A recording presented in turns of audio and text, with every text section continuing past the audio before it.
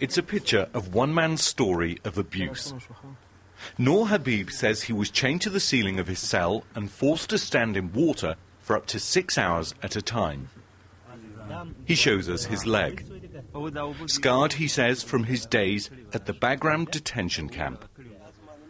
Mohammed Nassim draws a very similar picture.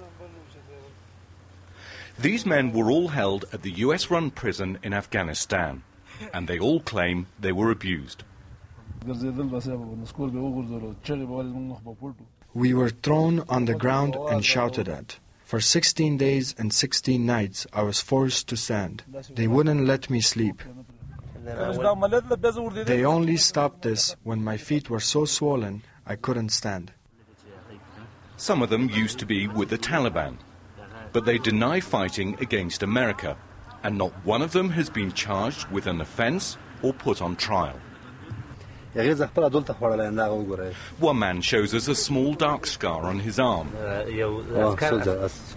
It's where he says he was bitten by a guard at Bagram.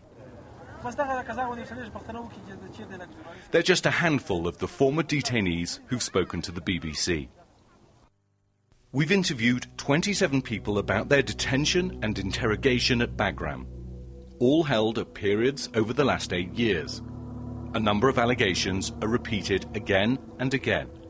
Physical abuse, being hit or beaten, forced to stand for hours or adopt stress positions.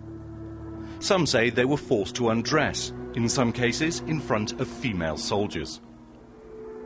They talk of being deliberately deprived of sleep for days, that dogs were used to frighten or intimidate, and 4 say they were threatened with death at gunpoint. They put a pistol in my ear. They said I had to speak or be shot. They put guns to your head and threatened you with death. They played very loud music and put medicine in our drinks to prevent us from sleeping while they interrogated us. They kicked me, beat me, tortured me.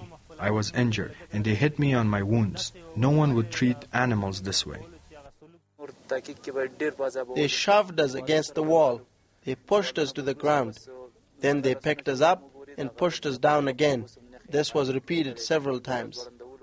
A female soldier kicked me and said, "F you." I didn't know what that meant. I do now. The dog spit me on my feet.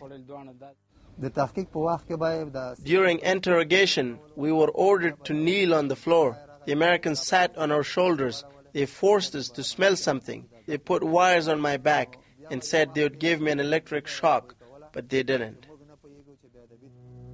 Their stories have received scant attention so far.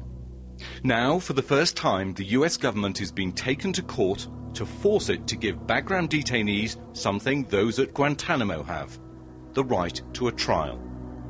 The Obama administration maintains that it has the right to take people from anywhere in any part of the world and render them to Afghanistan without any type of judicial review in any court of law. So we're quite shocked that this administration has adopted the exact same position as the Bush administration. These revelations come at a time when President Obama is trying to reset America's relationship with the Muslim world. He's banned the use of torture and ordered the closure of Guantanamo. But here in Afghanistan, the Bagram internment camp is being expanded, and detainees continue to be held there without charge or trial. This is Bagram. We can only show you the runway.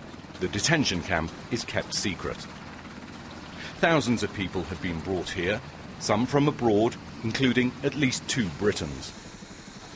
The Obama administration says they're dangerous men, terrorist suspects and enemy fighters. And it's blocking the release of photos that are believed to show abuse at Bagram. Detention during wartime is not criminal punishment, and therefore does not require that individuals be charged or tried in a court of law. Department of Defense policy is, and always has been, to treat detainees humanely. There have been well-documented instances where that policy was not followed, and service members have been held accountable for their actions.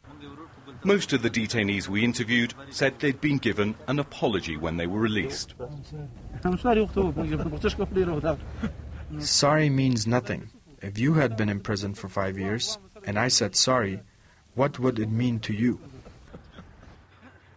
As America tries harder than ever to win the war in Afghanistan, this is a controversy that threatens to damage the image of the new Obama administration. Ian Pannell, BBC News, Kaboel.